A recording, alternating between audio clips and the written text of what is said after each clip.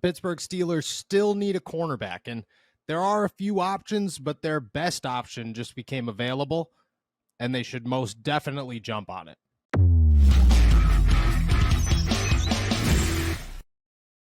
What's going on, everybody? I'm Noah Strackmine. Thank you for jumping on to Steelers to Go, your daily to-go cup of Pittsburgh Steelers news and analysis. Find us on youtube.com/allsteelerstalker. Subscribe anywhere you get your podcast. Today, let's talk about the Pittsburgh Steelers cornerback room and how they still very much so need to add to it. James Pierre, not that guy this season. And I know that there is an argument out there and people continue to bring it up. Oh, well, the Steelers, they need to keep James Pierre until they sign someone else because they can't risk losing a veteran corner, and at the same time, they need the special teams value. I agree. I don't think that you get rid of James Pierre for nothing, and I don't think that a name like Chandon Sullivan, who is going to play in the slot, is a valuable enough option or a reliable enough option to say, oh, okay, well, you know, he could play outside if need be, and Elijah Riley, who I also expect to make the roster, can slide down into the slot. No. The Steelers need 4 outside guys and then could use Chandon Sullivan as a security blanket. That's their best case scenario. But to go into the season with just 3 guys and then 2 nickelbacks, not the right move. But I do believe that the Steelers have options to go out and sign a veteran corner that they believe in and that they could use rather immediately, and at the same time is their best depth relief heading into the regular season. And I think they can make that move as soon as possible to try and land a name that is worthy and capable of replacing James Pierre. There have been a few tossed out at me before I give you mine. Those names, Artie Burns. I think my problem with Artie Burns is, for one, he hasn't been released yet, although the expectation coming out of Seattle is that he will be a free agent once the roster cuts finalize. My thing there is Artie Burns has developed, and I think that as a 4th option, not a terrible option. He was a good special teamer. He has what you're looking for in that last and final guy, and I think he is a little bit of an upgrade over James Pierre. He's familiar in Pittsburgh, the whole 9. The problem is, last time Artie Burns was here, nobody liked Artie Burns, and Artie Burns didn't really like anybody else. He couldn't wait to get out of here. I still remember the day that he was in the locker room cleaning out his locker with a big black garbage bag, and when people tried to go up and talk to him, it was more so just like, hey guys, look, I respect and I hear what you're doing, but at the same time, I'm very much so ready to leave. I don't think I'm sticking around. I think it's best for both sides. And you got that feel that this was the end of Artie Burns' time in Pittsburgh, and chances are, if he had the option to return, he wouldn't. If it was his only job offer, I think he'd look at it like Mason Rudolph did this offseason and just say, hey, well, what is my other option? To go home or retire from the NFL? No. So might as well go back to Pittsburgh, and I think at that point he'd be fine. But if I had to guess, Artie Burns is going to get a job offer somewhere. He's going to land somewhere. That somewhere not going to be Pittsburgh. I brought up William Jackson III. I think that remains a strong option for the Pittsburgh Steelers if he's healthy. You have to obviously run some tests and the doctors, and I trust the Pittsburgh Steelers medical staff. And if they say, hey, William Jackson is a name that the Steelers should sign and he is capable of playing a full season on limited reps or whatever, good. I think he's a very valuable option. I think if you could get him in here on a vet minimum, that is a huge win and probably your second best option for that 4th cornerback spot. Their best option, however, just became available. And it was a bit shocking, I would say. Didn't see it coming. And now that it has happened, I think the Steelers are foolish not to jump on it rather immediately. His name's Desmond King. And there are concerns here. You look at Desmond King, and over the last 2 seasons, he's given up 66% of his passes and 71.4% of his passes. In his career, the lowest percentage that he has given up is only 64% of his passes. This guy is not a starting cornerback in the NFL, and he most certainly has his downsides and his struggles. You cannot ignore that. But there is upside. This guy has come up with the football quite a bit. You got to remember that this is a former all-pro corner. This is a guy who has impressed in the league.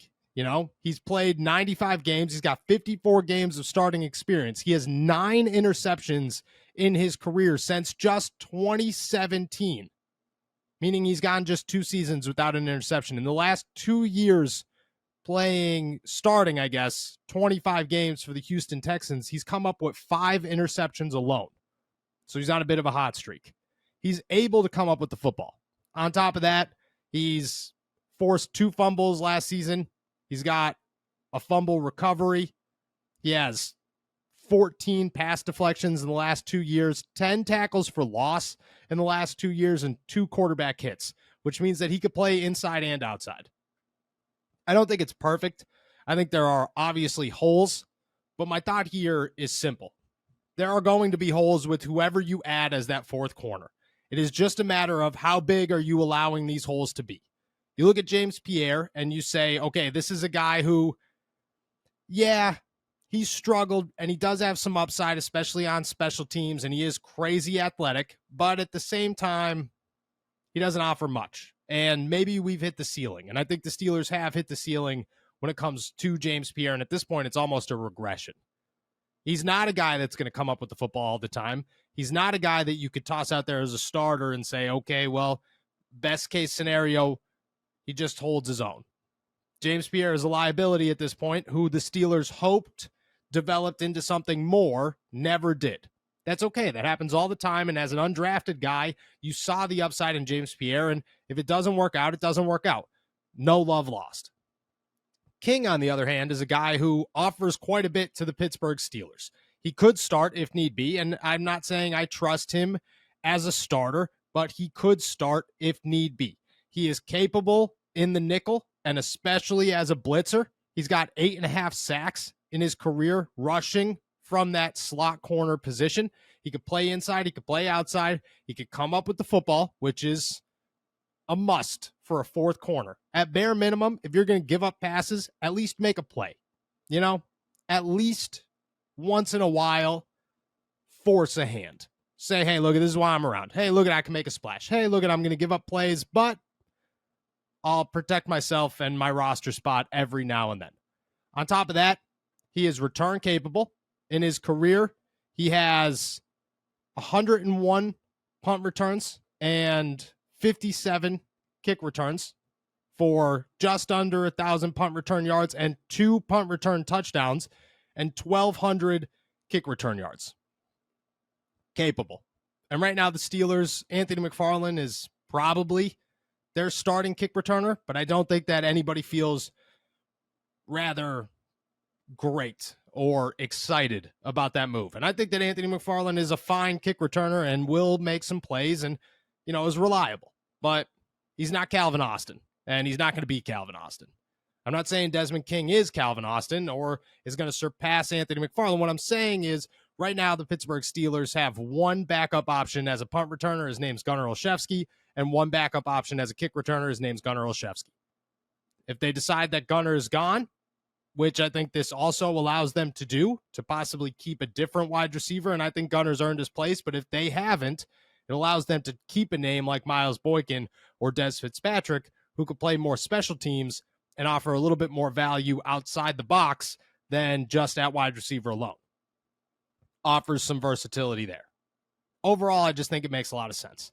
And I think the biggest thing here is what you're going to get or where your bar needs to be if you're the Pittsburgh Steelers, and replacing James Pierre has to be low. You can't be looking for a superstar. You can't be looking for a starter. You can't be looking for somebody who is going to compete with Joey Porter Jr. or whoever. You're just looking for somebody who could be reliable off the bench, who could add versatility, who could play special teams. I think Desmond King does all that. If I had to take a guess, or not a guess, if I was the one making the move, if I was Omar Khan and I was looking at contracts, William Jackson would remain the first option that I call. He would be the veteran that I say, this guy could play man-to-man, he could play special teams, he's a proven starter in this league. Let's give him a call, see if he's healthy. If he's healthy and he's willing to sign for a vet minimum, he's the easiest option that you have and the best option that you have. But number 2 might be Desmond King. And I think realistically, in the terms of who would actually come to Pittsburgh and less risk, Desmond King is your top option if you're the Steelers. Makes a ton of sense. I think that the Houston Texans let somebody go that a lot of teams are going to view as a valuable pickup and a guy that they'll consider. The Steelers should be one of those teams who consider adding Desmond King and replacing James Pierre.